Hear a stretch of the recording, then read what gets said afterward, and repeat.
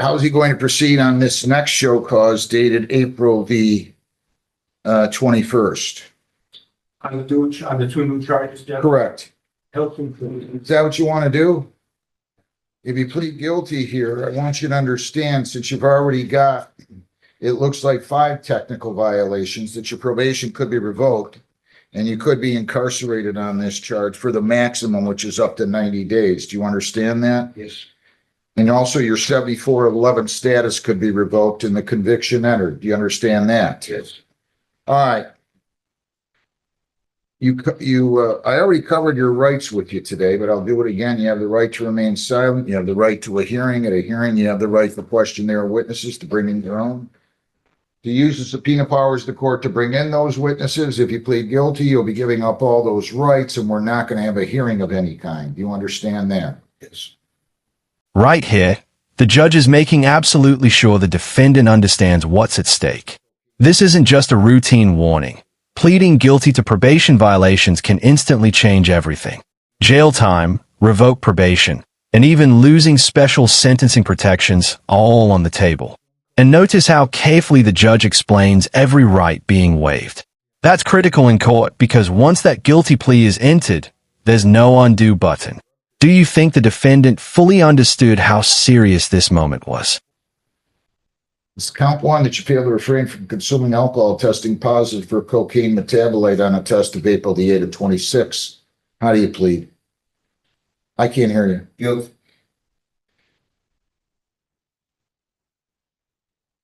Did you in fact consume cocaine, say within the 7 days before that? Yeah, I was. Count 2 that you failed to refrain from violating a law, being convicted of drug paraphernalia on April 14 of 26 with an offense date of March 4 of 26. How do you plead? Were you convicted of drug paraphernalia arising out of an offense date that occurred on March 4 of 26? Yes. Were you convicted on that case on April 14 Yes. of 26? Yes. And that's after I placed you on probation on this case, true? Yes. Anybody force you to plead guilty? No. Please accept it. To those 2 counts, Ms. O'Donnell, your name. Anything you'd like to say? Judge, just that. I know the issue with Mr. Thornsberry is kind of a sensitive issue with regard to how the court's going to proceed on this. Judge, at first, he did have some issues going in, but since then, I think he's made some improvements and he's been able to come to a more stable period in his life, Judge. He is currently working at a company called Dayhot Solutions in Romulus, Judge. He's a high-low driver. He's been doing that for the last 2 months. He's making $17 an hour. He currently lives in Flat Rock. He's got his own apartment. He is in therapy at Team Wellness. He goes there once a week for group therapy, Judge. And he just about 4 weeks ago, he was prescribed Suboxone, and that's helped him deal with his urges, and has helped get him under control with regard to the issues with the controlled substances, Judge. He tells me that he's doing well on that. He sees a psychiatrist that prescribes him the Suboxone. He does also go to meetings. He goes to NA88 3 times a week. He's been doing that. Going to Mr. Thornberry since December to January of this year. He is able to pay half the balance that's owed on the probation judge by next week. He's able to pay $100 today towards that balance. If he does go to jail, Judge, I think this is going to set him back. He's going to lose his job, and I think he's just going to go back to square one. So it is kind of a... The defense attorney is trying hard to paint a picture of someone who's finally turning his life around. Stable job, therapy, recovery meetings, medication treatment, even partial payments planned. In cases like this, judges often look for one thing above all else: consistent progress. The problem? Probation violations involving drugs can erase a lot of goodwill very quickly. At this point, the courtroom tension is all about whether the judge believes recovery is truly happening or if it's just another temporary promise. touchy situation with Mr. Thornsberry. Anything you'd like to say? I want to apologize to the board. I know I've done wrong, but if you give me a second chance, I'll make better decisions and better choices.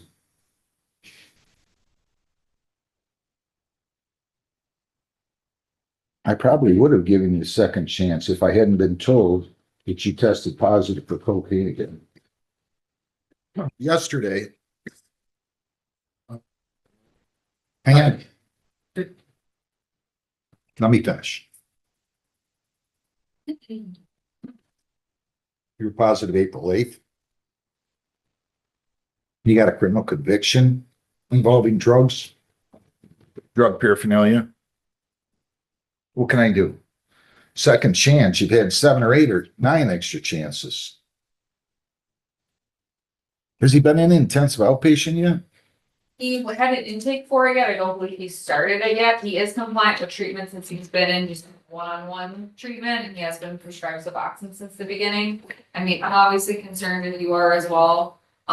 Again, especially too, he's only 2 clean tests since he last saw you. He tested clean on April 1st, and then he tested clean on April 14th. Those are the only 2 clean tests I have since the last time he saw you.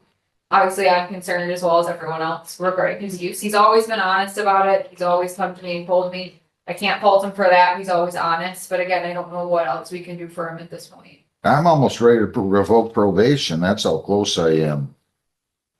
You can't keep using. You can't keep using. And this is the turning point. The judge basically says is almost ready to revoke probation, which is courtroom language for you are hanging by a thread. What really hurts here is the repeated positive drug tests after already being given multiple chances. Judges usually want rehabilitation to succeed, but repeated violations can make it look like the defendant isn't taking the court's order seriously. Be honest. After hearing all this, would you have given him one more chance or revoke probation too? Would the court be willing to take this issue under advisement, considering he just started Suboxone, and since then he's reported positive results at least? He just tested positive. And he Well, he tested- started the Suboxone 4 weeks ago. Yes, but he tested positive on April 8th, and he was already on Suboxone then too. And he tested positive yesterday. Now, that hadn't been confirmed as part of my He understanding. didn't have the money to pay for the lab until he was on the admit, so.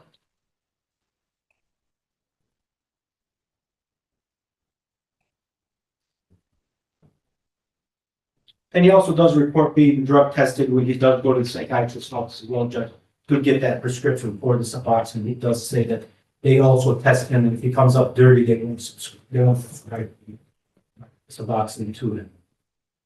I cannot in good conscience do anything but revoke his probation, revoke his 7411 status, and enter the conviction. So that's exactly what I'm going to do. Now I'm going to sentence him on the charge, and I'll listen to whatever else you want to say.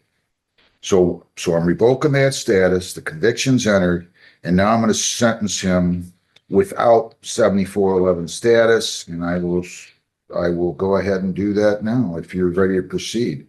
I have nothing further. I don't know if Mr. Thornsberry has anything else. There's nothing I can say, you know. I don't know. I understand.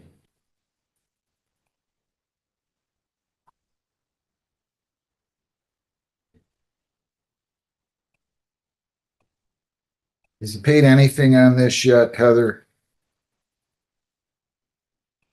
Looks like he has a balance of 880 still. No, I even told you, I set you up 75 weekly beginning February 13th, and I told you if you didn't have the money to come talk to me. And you didn't come and talk to me, and you just kind of blew it off. And you haven't made a single payment. And I do that with everybody, and I just don't understand why someone would just blow that off. I mean, it's just hard for me to get. Did he do any of his court work program yet? He is not. Didn't let Jessica know that I didn't have the money. You can't just tell her. I didn't tell you just if you don't have the money, tell the probation officer. Didn't I tell you to come and talk to me?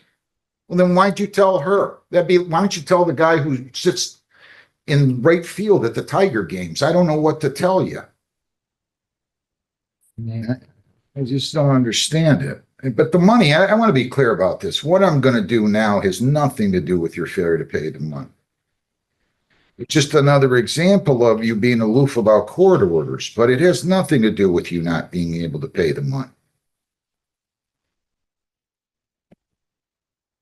12 months probation, you cannot leave the state without the consent of the court. You cannot violate any law or ordinance. To change your address, your place of employment, or home telephone number, you must notify probation. You have to report as directed. No alcohol, no marijuana, no illegal drugs. No kratom, no poppy seeds and CBD oils. If you consume food or other items containing those substances, it will be deemed a violation. You're to submit to chemical testing, PBTs and ATGs weekly for 4 months, then bi-weekly if you're clean for the duration of probation.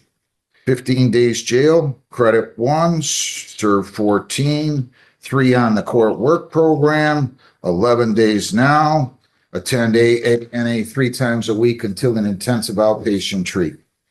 So basically, I'm going to assess fines. I'm going to let you pay fines of 100, cost 150, 75 victims' rights, $50 justice assessment, 375, screening fees 60 for 435, probation fees are 240. For 675, court work program fees are 105 for a total of 780. You're to pay 50 weekly starting May the 18th. You may be eligible for early discharge from probation if you're compliant going forward after 6 months. You have 21 days to appeal, 14 days to apply for a court-appointed lawyer for purposes of appeal. This could have been a lot worse. So you have to do 3 days court work. You're in custody for the next 11, 50 a week starting May the 8th. That's where we'll go with this. You just got to pay more attention. Good luck. You have a seat over there. Thank you. In the end, the judge sends a very clear message. This sentence could have been much worse. Even after multiple violations, the defendant avoided a full probation revocation and lengthy jail sentence. But now there's zero room for mistakes. Weekly payments, drug testing, meetings, work program requirements. Every condition matters from this point forward. Cases like this show how probation is often less about punishment and more about whether someone can finally follow the structure the court puts in place. One more slip up, though, and the outcome could look very different.